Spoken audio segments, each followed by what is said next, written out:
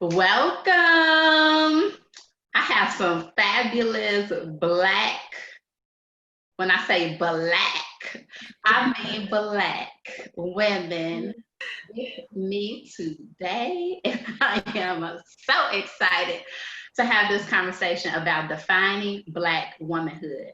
Before we jump into that, my name is Bianca Cotton, and I'm the founder of Behind the Confident Smile, where we inspire women to walk in love, live in hope, and be healed from past hurts. And tonight, this conversation, I already feel it, is going to be healing, okay? How often have you seen videos of Black women coming together talking about Black womanhood? So we're adding to that dialogue. We're adding to those conversations in your grandmama's kitchen, in the backyard barbecue, at the picnic, being in the grocery store for hours. Come on. Salon. Walk down every aisle. And she had a grocery list. This is a real conversation. And you may wonder, where did this idea come from? Well, I was I was scrolling through Instagram. That's what happened. Scrolling through Instagram and saw a post about invisible portraits, a love letter to Black women. And I couldn't help but to stop and read the post and go to the website to learn more about what is this. And oh, it's a documentary. So I watched the panel discussion with all the panelists of the documentary. And within 10 to 15 minutes, I was like, we have to have a conversation with women talking about Black womanhood, how we define it, and everything. So here we are today with fabulous Black women around this Zoom kitchen table, and with our different shades of melanin, and our kinky, locked, twisted, afro puffed hair, unapologetically. So I am going to introduce everyone, and we thank each and every one of you all taking out your time to be here today. Tyra Owens here, my lovely sister. She has been writing poetry about the beauty and struggle of Black culture, specifically Black womanhood, for the past 20 years. So she's been doing this for a while, y'all. She's an author, mommy, and mentor. Next, we have Ebony Clement. She's a thoughtful and caring Black woman who's an entrepreneur and certified wellness coach. She's concerned about women's emotional, physical, and financial health. So if you're trying to get that money, talk to Ebony. She's a wife and mommy as well. Poshlyn Nicholson here has a background in social work. If you need a therapist, go talk to her. Mental health is important. And she's a freedom fighter at heart, a dancer, loves Jesus. She's a daughter, a God mommy, and so much more. And last but not least, Marqina Williams here. She's a wife, a mother, an educator, a gardener. Y'all, she taught me the dance for my cotillion, so me and her go way back, way back. And when I asked her what is she most proud of, she said, I'm still standing. And I want to lead into our dialogue with that. I'm still standing is often what you hear Black women say. In some form or fashion of it. How you doing? I'm still here. I'm still standing. So we're going to dig into that a little bit more. So our first question to kick off this dialogue is, what's your definition of Black womanhood? And anybody feel free to take the floor first. So I'll go first.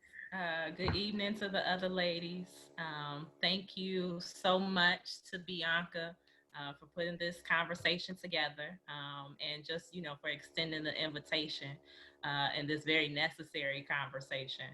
Um, for me, the definition of Black womanhood stems back to the birth of civilization. We are the root of all civilization. We are the birth of all civilization. The definition also, when I think of that question, I think of resilience in terms of, connecting it back to what you just said about still standing. I think very much about just the essence of wisdom. I'm a believer in God, believer in Christ Jesus, you all. So in Proverbs, it talks a lot about wisdom being connected to the feminine, being connected to her. And even from, the in Genesis, there and wisdom was one of them. Black womanhood, it is the time. It is, to be a Black woman, it means you are resilient. It means you are capable and resourceful. You've been there from the beginning of all time. That's beautiful. Beautiful. Marqina, what you think? Well, Black womanhood is strength, power, it's meekness, it's, all those things. And when you begin to look at it, especially in these times now, because they know how strong we are, there are those attempts in media to tear us down, but we have to know who we are, and we have to keep us lifted up as Black women. So Black womanhood is also about sisterhood. So as a sisterhood, we have to maintain one another and keep each other lifted up, and know that, yeah, you may be going through that right now, but we're here, we support you, and we're going to lift you up. I love that. Sisterhood, I love that. Ebony? I knew you were coming for me. When I think about that, like the word that keeps coming up is responsibility, because I feel like, and I know that's not really a definition, but it's just like that word just rings in my head every time I think of Black womanhood, because we've always been the standard, whether good or bad. Like we always have to live up to a certain expectation. We always have to, give ourselves in certain ways.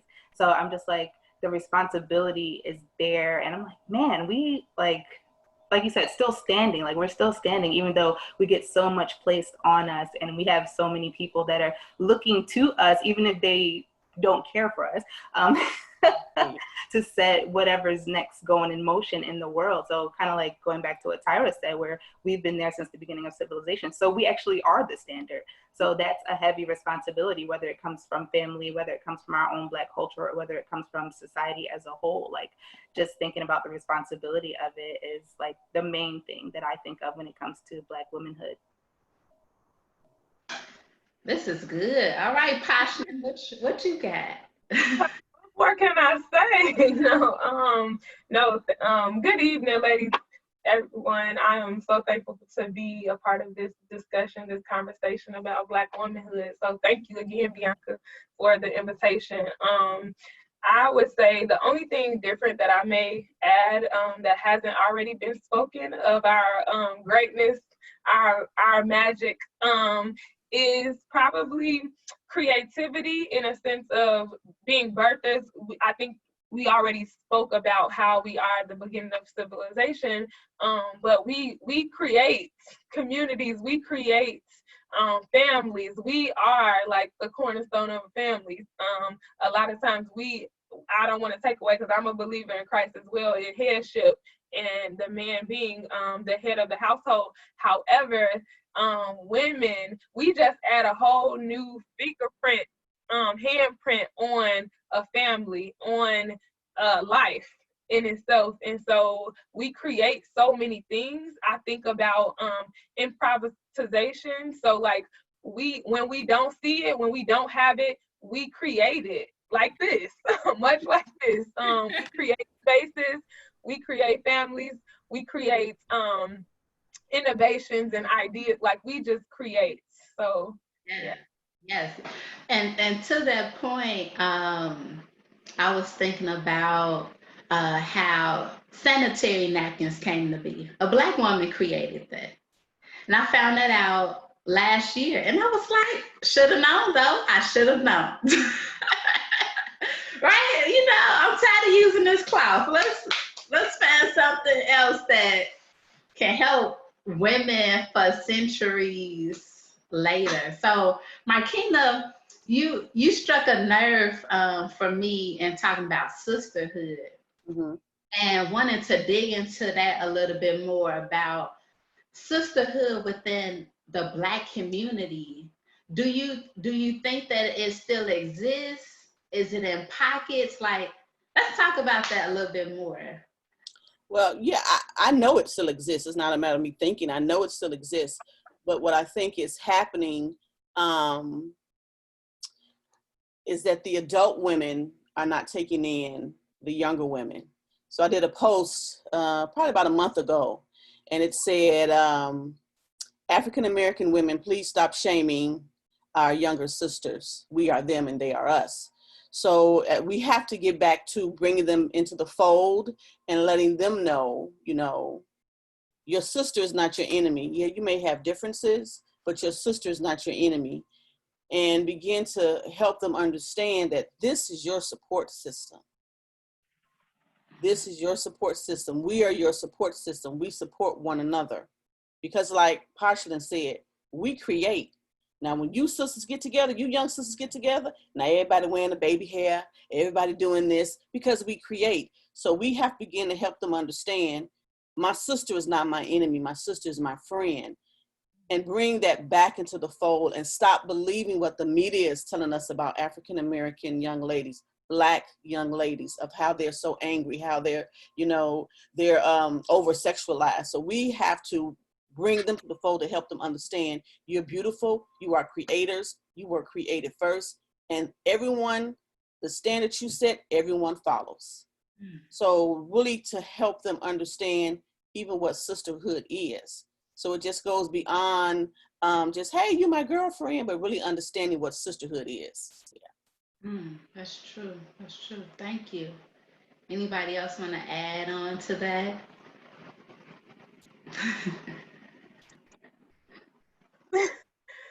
I just want to say that just warmed my heart.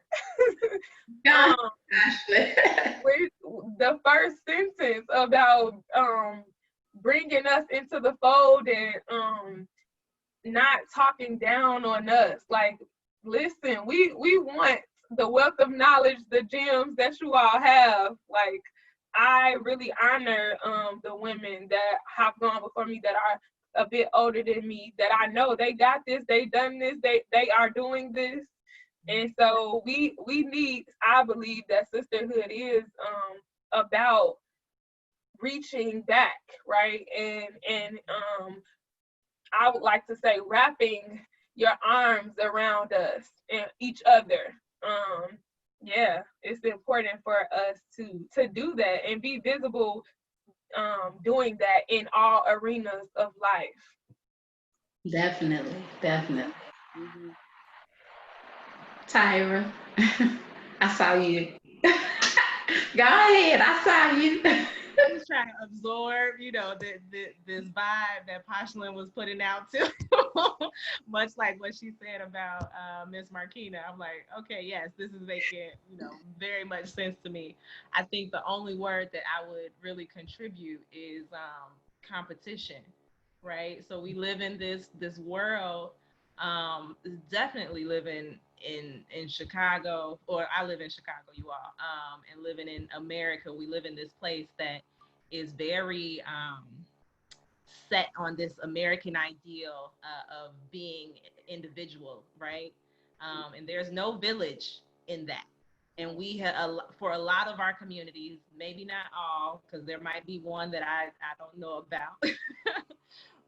But for a lot of our communities, we've taken on that same sentiment, right? And I think once we're able to, you know, I see a lot of posts now, though, on social media talking about how my only competition is me. Once we get back to that, we would be able to have a stronger sisterhood. So I completely appreciate what Ms. Marqina and what Poshlyn said, and that would be the only thing I would add. Yes. For one who doesn't have natural sisters, like I'm the only girl with two brothers, I always crave sisterhood. So I would just go and build, like, yes, oh yes, let's do this together, and continue to do that. That's why we're here today. It's like, yes, I don't have no blood sisters, but I got a lot of them. I got a lot of aunties, and I have a lot of mamas and a lot of grandmothers. So it's definitely, I feel the love always. Ebony, did you have anything you wanted to add? Not too much. Tyra basically said what I was thinking, like we live in such an individualistic society, which was placed on us by obviously our Caucasian folks. But like coming from Africa, like there was that community, there was that we help each other with each other's children. We, whatever I have, you have. And then we come here and it's like, oh, now we have to fend for ourselves. And then we go through so much trauma, or we've gone through so much trauma, that it's like, okay, then you get into that area of like, we don't talk about what goes on in our house. So now you have that disconnect between the older generation and younger generation, because now the millennials are breaking certain mindsets, and we're raising our children different. It's like, oh, you don't spank your kids? What kind of parent? Or, oh, you don't do this? Or you don't, they jumping on the couch? What? Or they call you by your first name? You don't make them say miss or mister? Like all that stuff. So there's that disconnect. So it's like, oh, y'all crazy. Y'all just gone off the wall. Like, we don't even want to have nothing to do with y'all. So it's just like we're breaking so many generational curses and coming into our own, but we still kind of don't have that set basis of when we're coming into womanhood. Like we don't have that village that's like, oh, you don't have to raise your kids by yourself. You don't have to do it all on your own. But because of society, we're in that place where we're like, oh, I have to do everything on my own. I have to show that I'm superwoman. And it's like, you don't. And then we have to be open to receiving that love and being led into the fold by the older generation. So I think that's all I have to add. That's a perfect segue into our next question. How did you learn what it meant to be a Black woman? Like, who taught you? Where did you learn it from? Are you still learning? I see the head. Like, yes. I think just watching the women in my family, the women in my community, the women at my church, and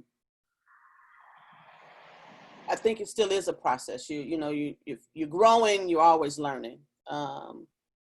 So just really looking at them and, what Black womanhood is, it's many different things. And I don't think it can be put into, just one box because of who we are, of how dynamic we are.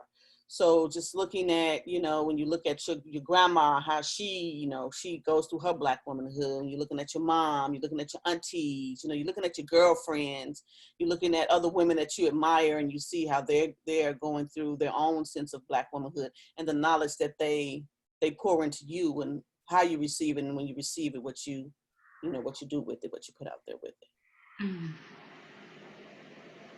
That's real. Poshlyn, I see you over there ruminating over something. Well, I agree. It's learning it from who we see, like our mothers, our grandmothers, our aunts. And I think it's just so dynamic that my grandmother's Black womanhood is different from my mother's, and it's different from my aunts. Like I can vividly see and hear the difference in like their voices, in how they parent, and how they maneuver through their jobs, and how they maneuver and navigate sisterhood and friendships and things like that. And so I have grown to appreciate the difference and just the versatility. And I would say Also, another aspect of where I learned Black womanhood from is television and movies. Growing up, like I just think about Fresh Prince of Bel-Air, like Claire. I'm mixing too. Aunt Viv and the Huxtables. Claire, just knowing like I want to be like Claire when I grow up. I want to be like Aunt Viv. Like she is not taking no mess from nobody, and she's sassy, and she's intelligent, she's brilliant, she's respected. And so yeah, I would say that's another aspect outside of our families and what we see every day, but like on the TV and the movies. And it's also, you know, kind of, you have to be concerned about that too. Like what ideas are we getting and what we're learning from television and movies. Definitely, definitely. Anyone else would like to add? I think, go ahead, Tyra. Okay. I think for me, same thing with like Marqina and everybody else who said like family, you learn from family. I think for me, a lot of it was church. Like a lot of women in church, like my godmother, she's a pastor's wife. And my godfather and my godparents are pastors, I should say. And just learning from her, because my mom was a younger mom. She was like a teen mom. So she was still trying to come into her own as a woman. So I kind of grew up with my mom. So it's like, you know, I kind of latched onto my godmom because I was like, oh, she's like a refined, you know how sometimes you see that woman and you're like, I want to be that woman. I want to be like that. That's what it looks like to me. She was very refined. Like she wasn't very emotional or anything, but she was just like very refined. She dressed nicely. She just carried herself well. And I was like, I want to be like that. But that just, I don't know. But then also you have to learn how that person became that way. And then when I took that on as a woman, I'm like, oh, this is what womanhood is to me. That didn't work for me. So I had to navigate getting out of that and try to define it for myself, because I was like, oh, some of those traits are not healthy. And she was still learning as a woman what it meant to be a woman. So it's like you can get ideals from different people and get different character traits and maybe things that you admire, but it's not necessarily going to work for you or your journey. It's true. Tyra? I was gonna say what Ebony said this time. So for me, it was very heavily church influence, in addition to family. For a large part of my life, I grew up with my grandmother, and she was the oldest of 8 siblings, 4 women and 4 boys and 4 girls. So, you know, I learned a core stuff from her. But then as, you know, I got into adolescence, being in church, having grown up at the same church, you know, being blessed enough to be in the same church my entire life, and having, you know, mentors and a few cousins that would, or I look at them as cousins and older sisters now, that kind of just, you know, really wanted to support my grandmother, just off the strength of who she was, right? I was able to learn kind of in the same vein of what Ebony said. Yeah. I will add to everything you all said. That's how I learned it. In addition to history, so I grew up around a lot of mentors who taught me my history and taught me who Marcus Garvey was, and Harriet Tubman and Ida B. Wells, like both men and women, and thinking about how strong the women were, even just thinking about Harriet Tubman, like trying to understand what she was going through, first going to freedom and then coming back several times. Like, you talking about strong? I don't even think the word strong really depicts her Black womanhood. And so when I have moments of, I don't know if I can do this no more, I pull on the strength of all those who came before me. And I was like, they faced much worse.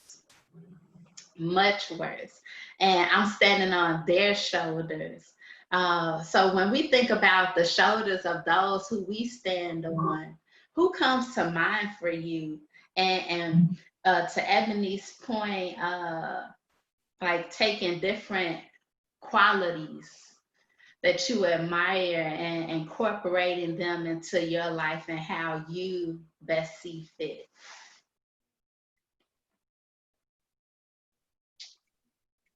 I'll go.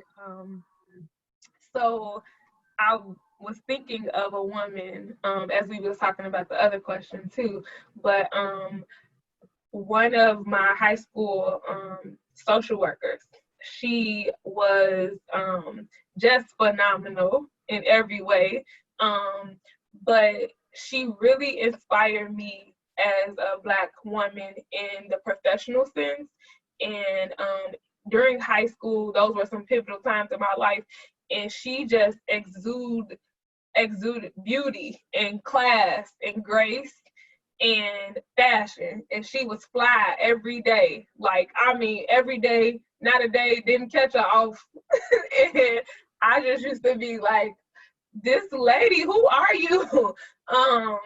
But she definitely was someone who I admired and wanted to emulate as an adolescent, as a teenager, and then just want to soak up everything I could from her, and her poise, how she cared for people.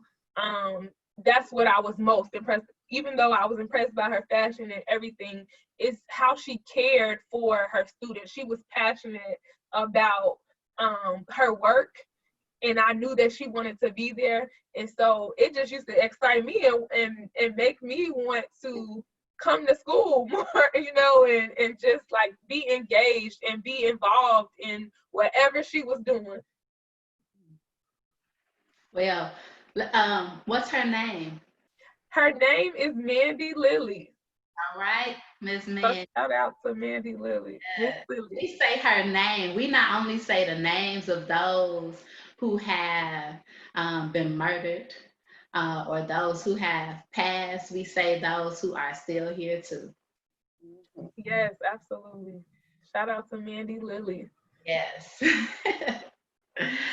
Marqina, I see you over there. Mm-hmm.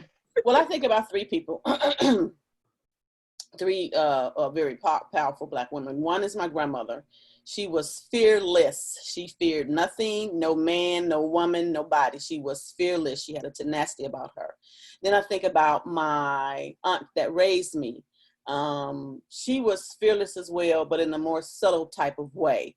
So, she got her Juris Doctorate, and she was, going to DePaul, but it was still a time and era where, racism still exists, but it was much more covert then. So she would tell stories of how she knows she should have gotten an A in one of her law classes, but the professor would give her a C anyway. But she went on to pass the bar the first time. Mm-hmm. So, I think about those types of things. Then I think about Dr. Fute, who was my foundational pastor, and looking at her as being a Black female pastor when it wasn't something that was popular.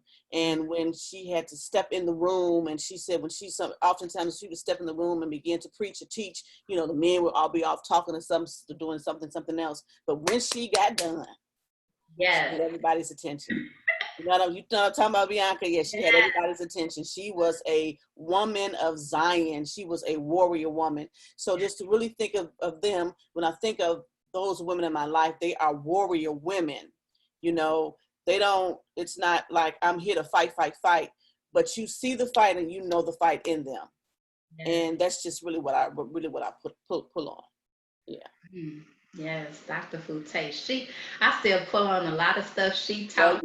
Oh yes. God don't make junk. Yeah. Yes. I was like, yes. Yes.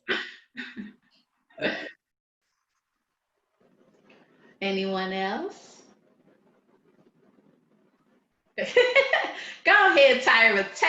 Take it away so Ebony can go after you.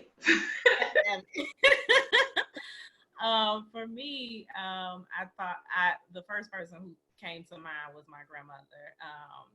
And there's another person, but I'll just choose two, you all. So my grandmother, she just has this sense of calmness about her. I grew up in the church because of her. So everything that I know about, you know, the fruits of the spirit really stems from just her spirit, and you know, her ability to be resilient in the midst of the storm, and calm, you know, peace giving and peace bearing for our entire family, really. So I think of her, especially, you know, now me being a mother and having grown up under her, it's like, okay, when my 5-year-old is like going crazy, I have to kind of, you know, pull on some of that strength, and that peace, that ability to spread peace that she had, or that she has. And then the other person that really came to mind, much like what Poshlyn was saying, just a phenomenal woman, person who has it all put together and is never like a hair out of place, would be, so my grandmother's name is Mary. The second person, her name is Zelma, Miss Zelma Jarvis. When I got into my teenage years, she was one of the people who just really pushed me into leadership. And you know, that's something that we talk about. And Ebony, I think you spoke a lot about it in terms of, you know, just this responsibility, right? It's something that we talk about, but something that doesn't really get a lot of its flowers or a lot of credit sometimes, that we are born leaders. And for some of us, you know, it takes on its own shape and what that leadership looks like. But this woman really pushed me to the brink of, you know, being a leader at a very young age.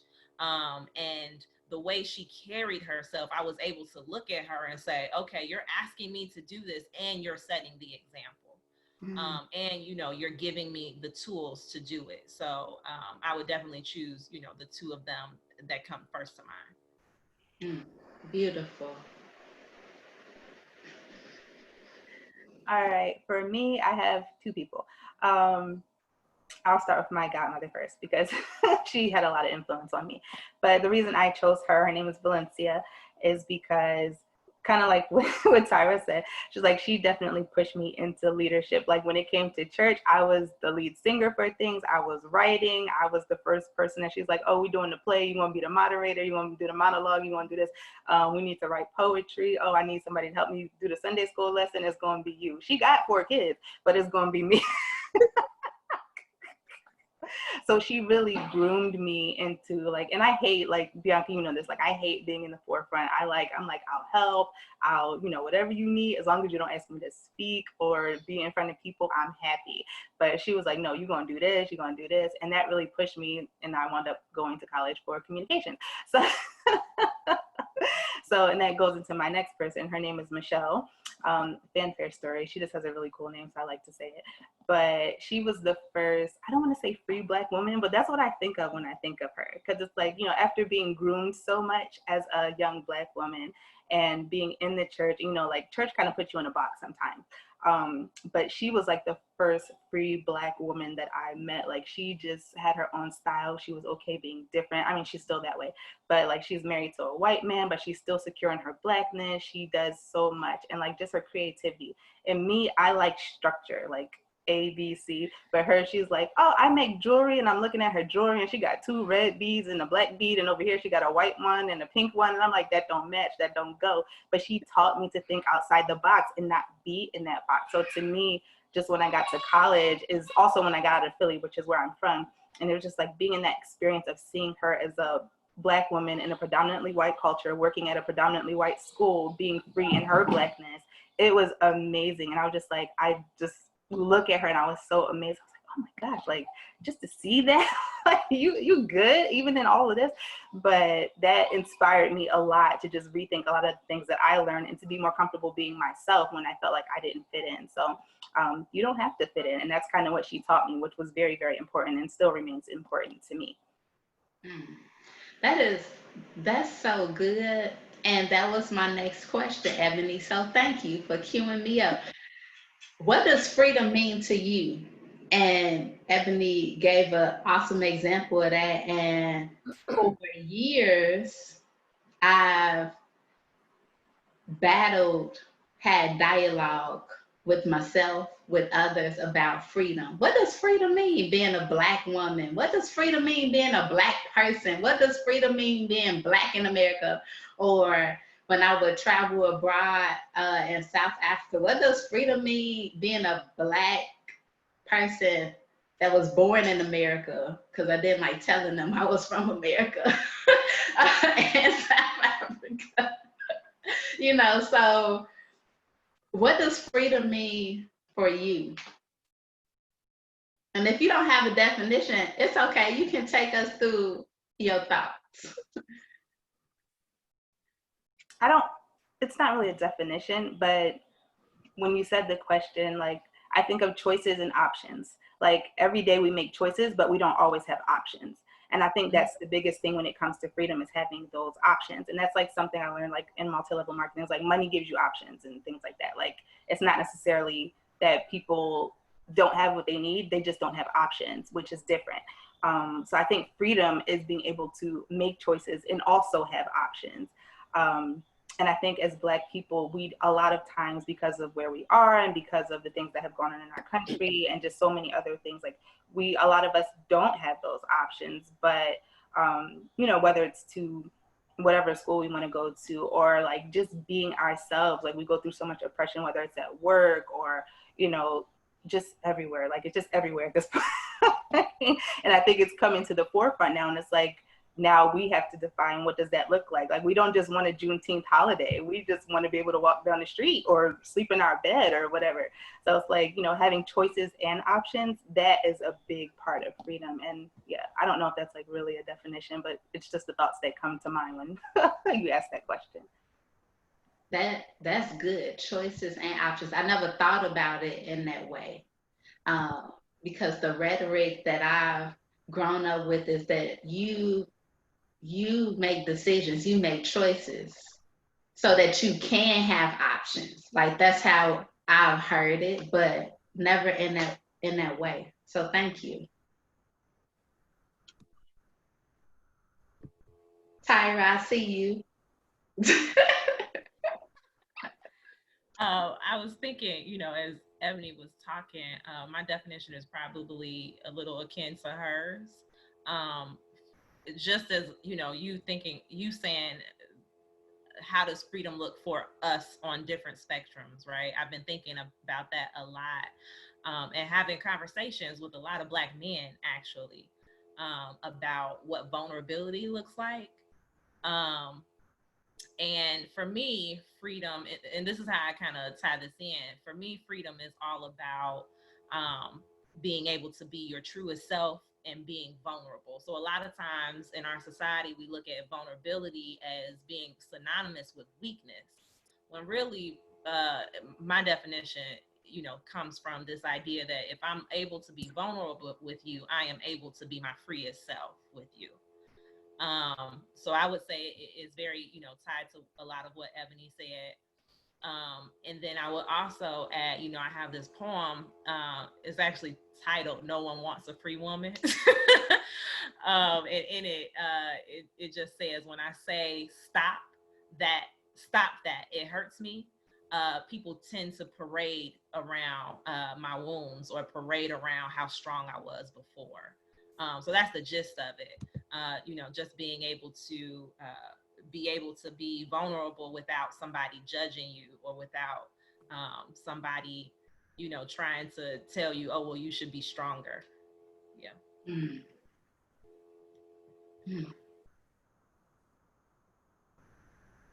Well, for me, and I go back again to the, you know, the women in my life, freedom to me means speaking your words, standing on them, and not being afraid to back them up.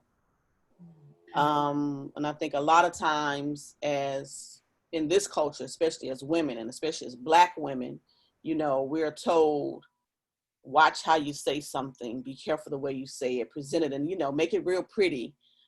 But the women that I have encountered in my life, they stand on their words, they speak their words, they stand on their words, and they do not fear what they say.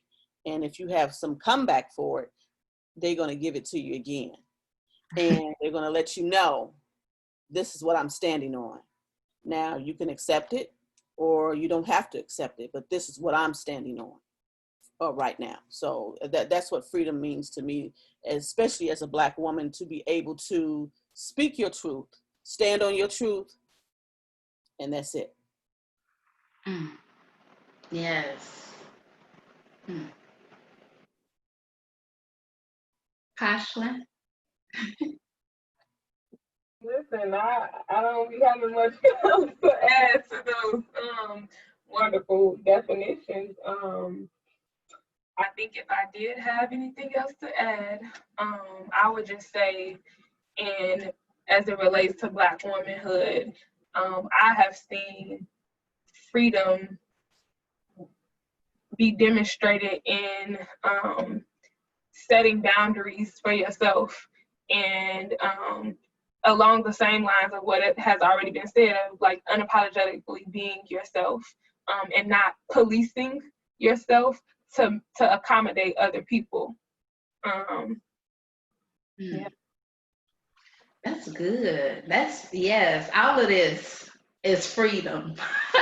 And I find joy in freedom. Yeah. I just have images of women dancing like freedom, the freedom dance, and just curious about what brings you joy as a Black woman.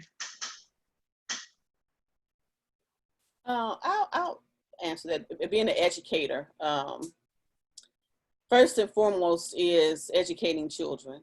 I teach high school, so I have the high school baby. So, you get to get down those nitty gritty conversations with the high school babies. So that really brings me joy.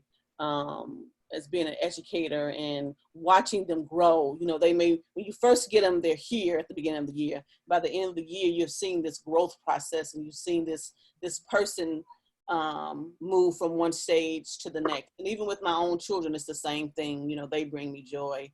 Seeing these little people that you brought home, you carried in your womb, and you bring them home, and now they're sitting down and saying, no, we need to have a discussion about this. We need to have a conversation.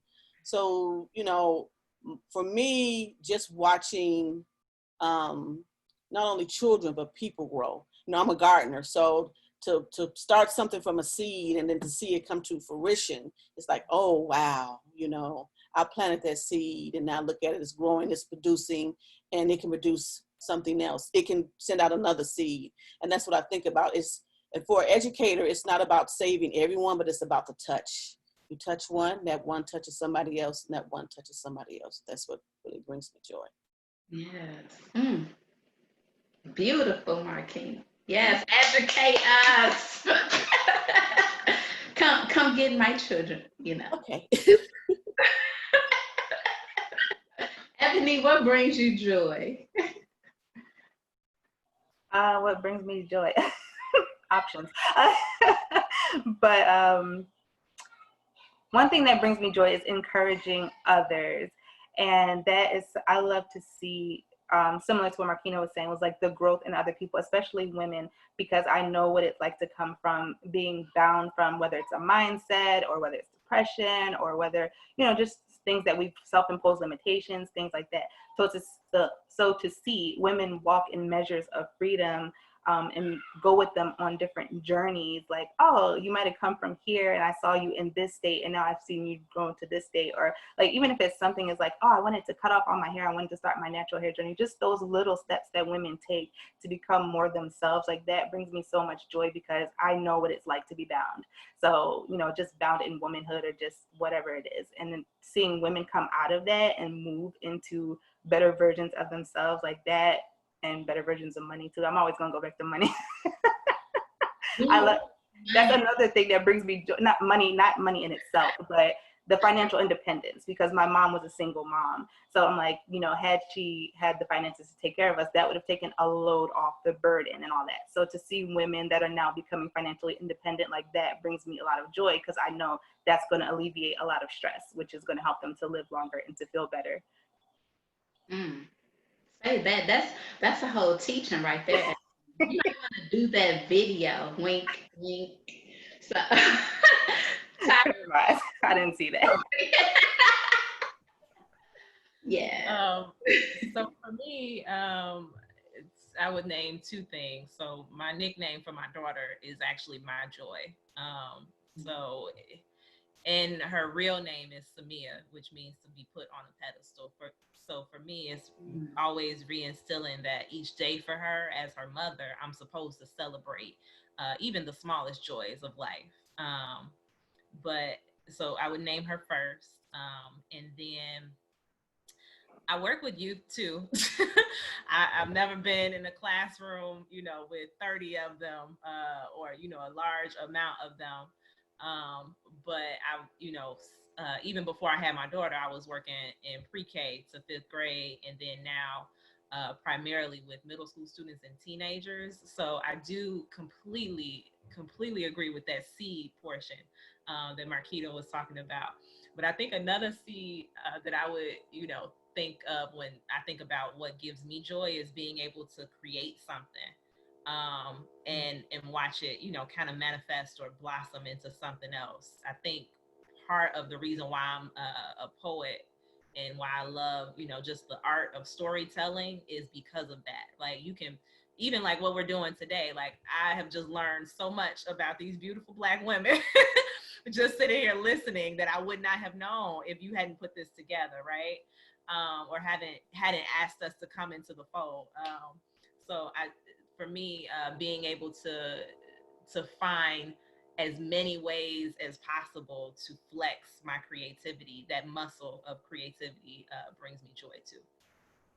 Definitely. The floor is yours, Miss. So many things that bring me joy.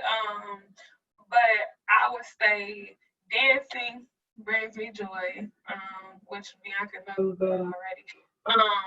Like I just truly, like when I'm dancing, it doesn't matter if I'm dancing, praise dancing, or just dancing and getting loose in my kitchen, like by myself. Like that just truly just always releases endorphins and bring me joy. Children definitely bring me joy. Youth bring me joy. It's something about their unapologeticness about themselves, and they just truly walk in it. And when they are fully walking in their unapologetic selves, like I'm like here for it all the time. And they know how to have fun and like just laugh and not take themselves too seriously. So and then I would say just supporting each other, Black women. Like I truly like how all you have said, just like being on this call and like hearing from each other, hearing our stories and sharing about our lives and how we got to here and just what we value. It truly does my heart glad when I see Black women like truly like loving on each other, and it is being all roses and like, and also like speaking to like seeing a dead thing come to life. Like I don't like any dead thing that has just sprung forth in life, like that brings me joy. So I know I said a lot, but Oh, my heart is so full. It is so full. I got one last question for us. Since we talked about sisterhood and our children, godchildren, those we mentor, what do you want to tell them? What's like 1 to 2 things you want to tell them that they should know about Black womanhood? Yeah. What do you want them to know? This is something I generally speak. I tell people all the time, especially the youth and the children, everything you need is already in you. And especially for young Black girls, because I watch them as they're walking through the hallway. I watch how they communicate. And they are, what I've noticed is, even if they don't realize it, that they are very loving. And that Black womanhood is about being very loving. Yeah. Yep. Yes, hug myself. Yes. Since I can't hug y'all, this is your hug. Yeah, that's so good. Posh.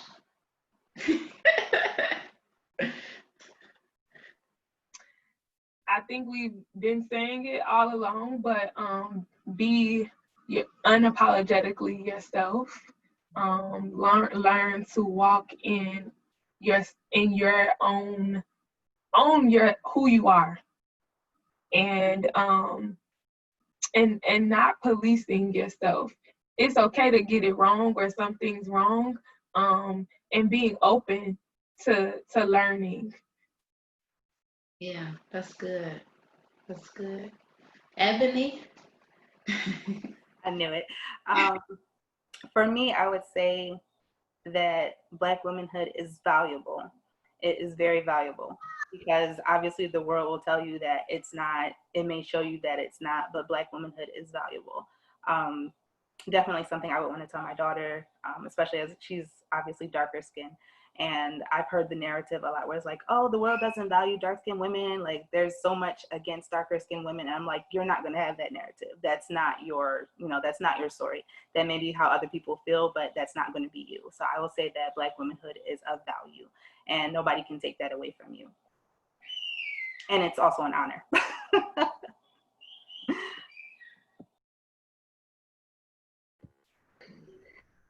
That leaves me. I think for me, the biggest, I call it promises to my daughter. So the biggest thing that I promise to be able to share with her, as well as the young women that I work with, the teens that I work with, is just, to instill in them this sense that they are, what some of the other women said, valuable, but using the word worthy. So you're worthy of the confidence that you walk out the house with. You are worthy and deserving of pure relationships, healthy relationships with people. You are worthy of honest, genuine love, right? You're worthy of the support that you need. We have been talking a lot in the past month or so about Black Lives Mattering, right? And I love that hashtag because it has done something. It has sparked this movement. But I want us to get to a place where we are talking about Black lives more than mattering, right? So for my young people, particularly the young women, because a lot of them, are dealing with some of the same struggles that we talked about, and just trying to define what it means to be a young woman in this society. I want them to understand that their lives more than matter, and that they are worthy of everything that their heart desires. This is so rich, so good. I breathe. I take a deep breath because I'm alive and I'm not dead inside. And neither are you who tuned in to watch. You are alive inside. And we all want you to know that you are loved, that there are people in your corner that care for you, and not to magnify the naysayers and the negative talk and the negative images in the media, but to magnify the love and the goodness that's in your life. And when it gets bigger, your creativity can be born, you can be renewed, you'll be restored when you are focused. And so I wrote this to our lovely Black women in an email, and I want to share it with you all. It's that Black woman, you are powerful. You come from power. You were birthed in power. You have birth power. You bring power into spaces. You are powerfully. You are Black woman. So know that. You are a Black woman with your kinky hair or your short haircut or your locks and me and Marqina's, way. However you choose to wear your hair. If you want to rock your weave, you better do that. Okay? With your nose piercing, be you. Be you. Be the real you. Be the authentic you. Be the loving you. Be the assertive you. Be the direct you. You don't have to take on the label of the angry Black woman, but you can be angry because it is an emotion, just like joy, happiness. It's nothing wrong with anger. And transforming that into something powerful and birthing something through your pain is how we got here today. Talking about defining Black womanhood. We are sharing our narratives out of our mouths and not allowing others to speak for us, but we are speaking for ourselves.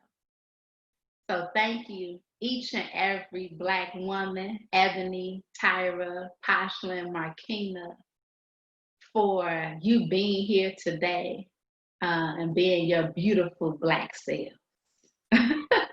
So thank you. Thank you. Thank you. Oh, I almost forgot. So those of you watching and those of you around the Zoom right now, I challenge you to have this conversation and record it and post it. We need to continue to share our narratives. Let us be the media. Let us be the news. We are the faces behind the stories. People are out here doing the work every day and have been for years. So don't allow others to tell you what is not happening. Things are happening. We will be the positive news that we wish to see. So it is your turn. Tag, you're it. I look forward to watching your Defining Black Womanhood roundtable discussion via your preferred media platform while we're in quarantine. Love y'all so much. And yes, I'm gonna just sit and soak in this tonight. Most. This was awesome. So awesome. Yes. Yeah, this was really great. This was good. This is good stuff. Mm-hmm.